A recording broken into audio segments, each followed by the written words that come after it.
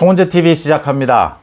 윤석열 후보가 함께 정치를 하고자 하는 참신한 사람들, 참신한 인물은 누구냐라는 얘기가 많았는데 윤석열의 참신한 사람들이 속속 얼굴을 내비치고 있습니다.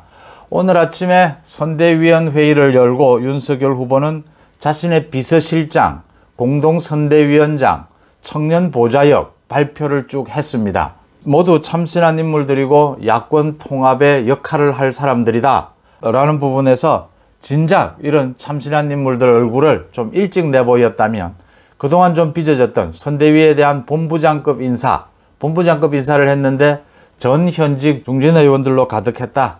또 그 과정에서 김성태 본부장이 사퇴를 하면서 그 빚어진 논란들, 이런 부분들을 좀 잠재우기 위해서라도 새로운 인물들에 대한 발표, 인선 발표가 좀 서둘러야 하지 않느냐 했는데 오늘 아침에 인선을 발표를 했습니다. 윤석열 후보가 조금씩 늦는 감은, 기존 정치권의 문법으로 보면 타이밍이 조금씩 늦는 감은 있지만 그래도 꼭꼭 자신이 해야 할 일은 꼭꼭 챙겨서 하고 있다라는 점을 생각하게 됩니다. 먼저 오늘 인선에 나온 사람들, 윤석열 후보 비서실장이 가장 눈길을 끕니다. 서일준 초선 의원입니다. 경남 거제시의 초선 의원입니다. 구급 공무원으로부터 출발을 해서 공직을 쭉 거치다가 거제시 부시장을 하다가 지난해 총선에서 국회에 입성을 했습니다. 저도 취재 과정에서 오랫동안 서일준 의원을 오랫동안 지켜봐 왔는데 합리적입니다. 그리고 온화하다라는 이야기도 하고 균형 잡힌 인격을 갖추고 있다, 이런 점입니다.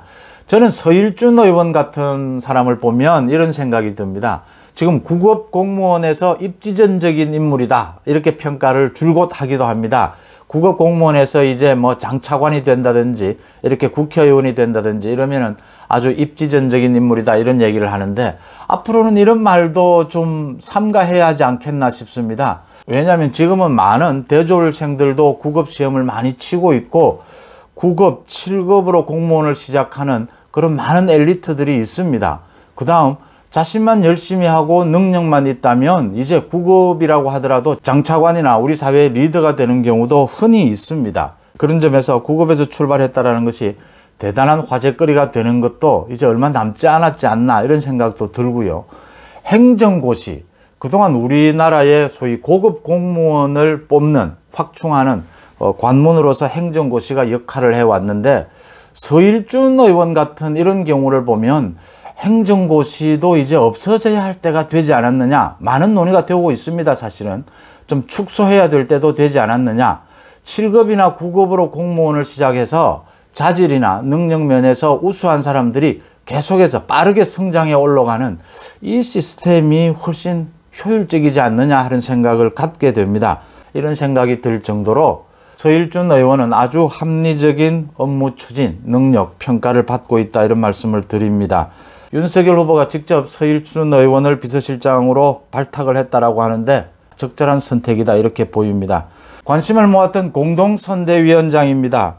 범죄 심리학자인 이수정 교수를 두고는 이준석 대표가 계속 반대를 하고 있고 임명이 되고 난 오늘도 국민의힘과 방향성에서 맞느냐라면서 이수정 교수를 계속 반대를 했는데 이게 지금 페미니즘, 안티페미니즘, 이 논쟁입니다. 이수정 교수는 그 여성을 범죄로부터 보호해야 한다 해서 페미니즘 학자, 이렇게 불리기도 하는데 페미니즘과 반페미니즘 논쟁이 지금 계속해서 있는데 이 여성 할당제, 또 군대에 여성도 가야 하느냐, 이런 많은 문제하고 엮여 있는, 이게 지금 젊은 여성과 젊은 남성 사이에 젠더 갈등이라고 하죠. 굉장히 예민하게 지금 갈등을 빚고 있는 부분입니다.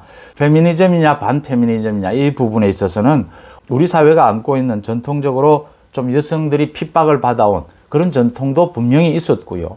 우리 사회도 이제 양성평등이 굉장히 성숙해 있다. 그래서 특별히 여성에게 어떻게 우대할 필요가 없다라는 부분도 일리가 있다고 보입니다. 그래서 이런 부분은 정책별, 사안별로 페미니즘이냐 아니냐 이렇게 따지기보다는 실용적으로 접근하는 것이 효과적이지 않느냐. 특히 선거철에서 예민해질 때는 그런 부분이 있다.